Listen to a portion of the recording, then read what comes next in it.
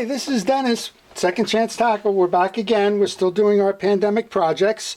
This one's just going to be a little bit of a detour for a moment because a fellow, one of our viewers, Mike, sent me in a group of take-apart reels that he purchased on eBay. He asked me to check them out, tune them up, and maybe we'll make one or two of these part of the thing. But he had a lot of questions about them in terms of what's the best usage for those reels, and they all happen to be Penn reels.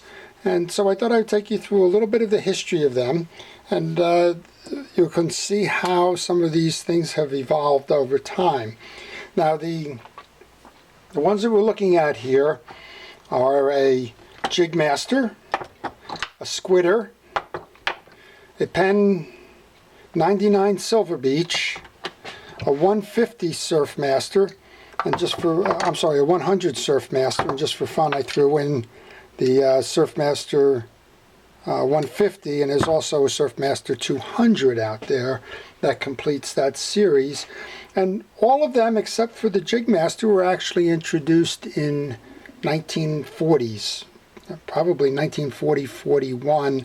That's kind of about the time that Penn was getting started. So Penn, the founder of Penn, worked for Ocean City in Philadelphia, Ocean City Manufacturing. They made their own line of reels, which was the Ocean City, the ones that became popular, the 112, the 113, the Bay City, those kinds of things. And then they had a lesser line, the 900s, which were more for an inshore reel, but the other ones were offshore or near shore in the founding. And what we're going to talk about today is a series of reels that share a lot of common parts and were just designed a little bit differently to meet different applications. And that's nothing particular to those one screw take-aparts. A lot of these share parts, but Penn did that with another series. I won't talk about them as much right now, but if you have the small frame reel, which would be comparable to a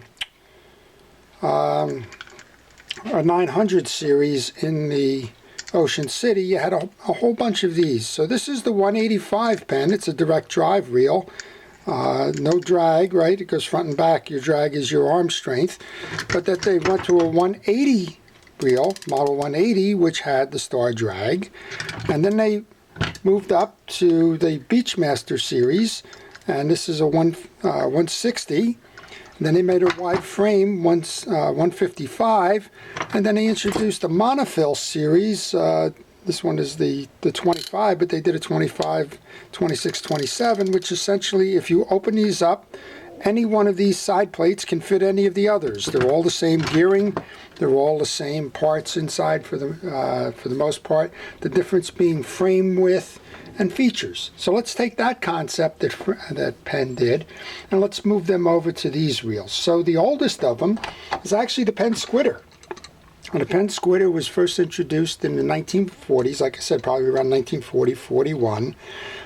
It features the unique single screw take-apart system, which means you back this screw off, and just a short twist, and you can open up the inside of the reel. And you can see in this case, this reel is nice and clean. And again, he bought them on eBay, so this is kind of a blessing, right? Not all the stuff that you open up in eBay is quite this way.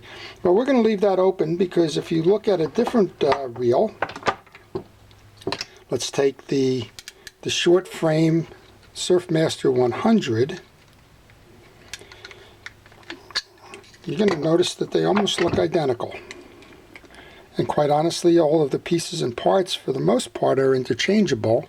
The difference being is that there's a ball bearing implanted in this case that's not in this case. And one of the things that Mike had asked me about applications is, he said, of the reels that he had sent me, what is the best reel to use surf casting? And I said, well, by far I would vote for the Squidder, because of the bearing technology. You'll see how nice and easy this reel flows, and that's because there's a ball bearing, a bigger ball bearing on both sides rather than the smaller ones that are typical of this. And I would certainly use the Penn Squidder. And so, well, isn't that interesting? I've got the reels here that are called Surfmaster reels. You would think those would be better in the surf. And basically I wrote back to Mike and I said, yeah, these are nice reels. You can see we got a good spin on this one as well. It's kind of hard to see with that black spool, but if you were asking me to pick the one, I would pick the one Squidder as opposed to the Surfmaster.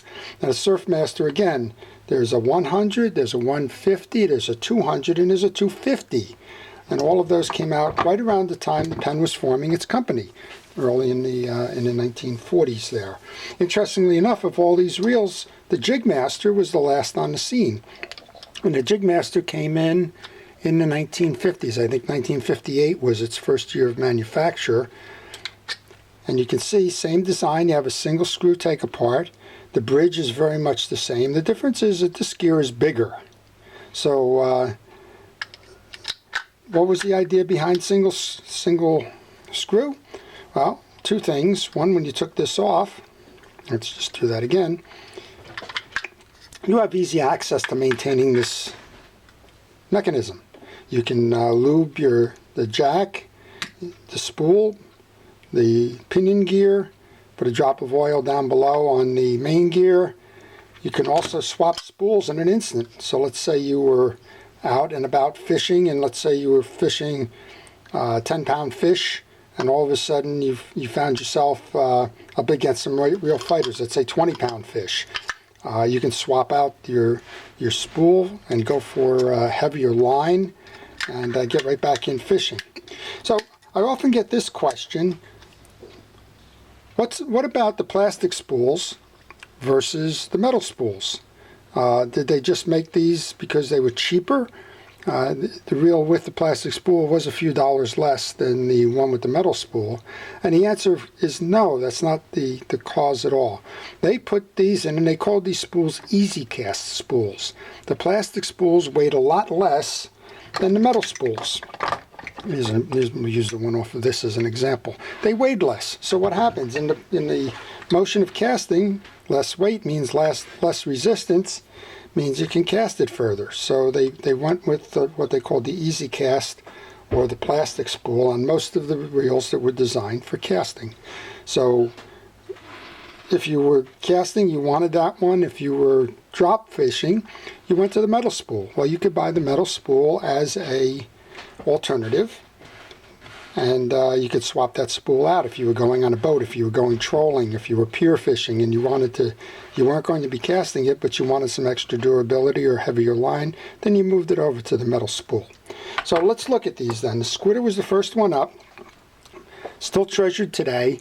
The Squidder was starting manufacturing in the 1940s, and it actually had its last production run in 2001. So every Penn Squidder that you find will have been made in the United States. It went through a variety of changes. It went through black side plates, then it went to maroon side plates like this one. The maroon side plates were typical in the 1970s. And then it went back to the black side plates. The spools got changed over in the end to an anodized aluminum, which is what this one is on the Beachmaster. And then finally it went out of production in 2000, which now is 20 years ago, right? So if you're looking for a nice reel that had high quality, it was a great caster, you can still find these used, but you can't find them new. Again, you had a bigger ball bearing on both sides, one implanted in the case, the other one as the traditional bearing side plate. Its gearing was 3.1 to 1, and believe it or not, 3.1 to 1, 3.1 to 1, 3.1 to 1. We're getting a theme here, 3.1 to 1. Those four all share the Long Beach parts. So if you have a Penn Long Beach 60 or a Penn Long Beach 65, and you open them up, the gearing is almost identical. The drag washers are interchangeable, the gear sleeve is interchangeable, the main gear is interchangeable, and the spool gear is interchangeable. There are some things on these reels that can be swapped out, and it was the same at that other introduction that I did here. They all share the same 155 platform, so the gear sleeve, the main gear, the pinion gear, the drag washers all fit that series of reels as well. The only one that has a different gear ratio is the Jigmaster, and that was later on the scene. And instead of a 3 to 1, this one has a 4.1 4-to-1 ratio. And this is the only one still in production. So you'll find, in this case, this guy even wrote on here, 1970 was the year, scratched it in the case. But this one is circa 1970s. This one went from black side plates to maroon side plates back to black side plates. And if you purchase this reel after 2005, it's no longer made in the United States. And I actually did a video about a year and a half, 2 years ago, comparing the quality of the ones made in China with the ones made in the USA. And a lot of things have changed on that. But we don't know if that's because they moved the production to China or if they simply just made changes to compromise time. For example, this is a chromed piece here. That's some kind of an alloy today. The same thing with the spool gear. These things, even the tension spring on these are of a lesser quality. But that was Penn's decision, and it doesn't matter, I think, where that was manufactured. So, almost pure surf casting. Nice action, 3-to-1, shares a lot of parts, ball bearings, ultra smooth reel. If you wanted a small platform, this the 100 Surfmaster is the shorter one. Sometimes this is actually called the Squidder Junior. And the reason it's called the Squidder Junior is that it wasn't as expensive as the Squidder. Shared almost all of the features, including the bridges and the gears and that we have talked about. The difference being that it has the more conventional ball bearings on it. And this one is spinning pretty well, but I did notice this is another eBay purchase. This one is acting sluggish. Clean, but you can see varnishing on here, which means this reel hasn't been serviced in quite some time. So that's the 100. So you would use this one for inshore. You can certainly use it for casting from shore. It has a lesser line capacity than the Squidder, but it's nice inshore, short, lower level depths. Okay, and then this one is the same as this. This is the 150, and then there's a 200 out there. And if you look at this, it just adds capacity, but everything else inside is the same. Let's go over to the Silver Beach then. The Silver Beach is almost identical to the 3.0 Senator, but it shares all of those Long Beach parts inside. It's a 3-to-1. This one is more for drop fishing than it is for casting. It has a higher capacity. If you didn't know what you were looking on the inside of this, you would swear that's a Penn Long Beach bridge. And this one's kind of a hybrid reel. You don't see the 99 around as much. The 99 is the model number for it. It was made from the 1940s up through the 1980s and discontinued. But here's kind of a clue. Look at the size of the hole on that bridge versus the size of the gear inside, the pinion gear.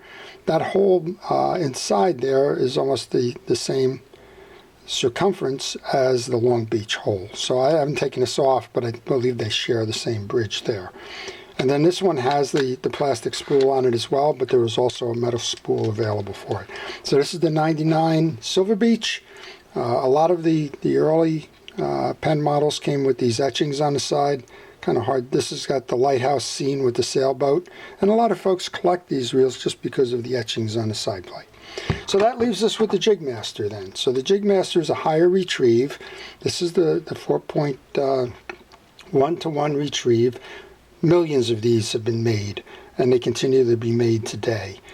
This one is a good casting reel. If you want to cast from shore, you can certainly get out there. You can see that this spool is spinning hard. Again, the color of it makes it difficult to kind of see how easy this one is spinning, but this one certainly can be thrown from shore. This is for heavier fish. It's designed for ease of use with the single screw take apart, and it's a nice solid performer. So to answer your question, Mike, I hope I have. There's a lot of similarities in the reels that you've sent in. There's a lot of common parts shared. There's certainly a history shared between all of these reels. And they're all nice examples of USA-made reels that Penn had scheduled when he first opened his business in the early 40s. and reels that have endured. I think the lowest production on any of these was a 30-year span with the Surfmaster 250, which emulated the Jigmaster, and actually that's what led to the demise of the Surfmaster 250. The Surfmaster 250 is the biggest of these, and on the Surfmaster 250 it had the 3-to-1. When they came out with the high-speed Jigmaster 4-to-1, nobody was buying Surfmaster 250s any longer. So I don't have an example of that on my table here. But the reels endure, and I hope that this has provided you a little bit of insight into the thinking behind the reels that Penn brought to market, what they share in common, and some of the differences between them, both in terms of application and pieces and parts. So a shout out to our first responders. The month of May has been one of these where I've been offering free service to any first responder, anybody who's a critical or essential employee. And it doesn't mean just doctors and nurses. It means anybody who's working in a hospital, anybody who's working in a prison, an EMT, frontline workers, police, fire, any of those professions. If you're involved in those and you have a reel that you don't have time to repair, I am offering to repair those for free for the month of May. So please contact me through my email, which is at the end of the video here. And if you would like it repaired, I'll give you the information and you can send it on to me at no cost. So I hope you've enjoyed this. I hope you've learned something from it. If you have any questions or comments, I respond to all of those. And if you want to learn a little bit more about the history of reels or the history of a reel manufacturer, let me know, and I will try and schedule that for future broadcasts. So this is Dennis with Second Chance Tackle. Have a great day.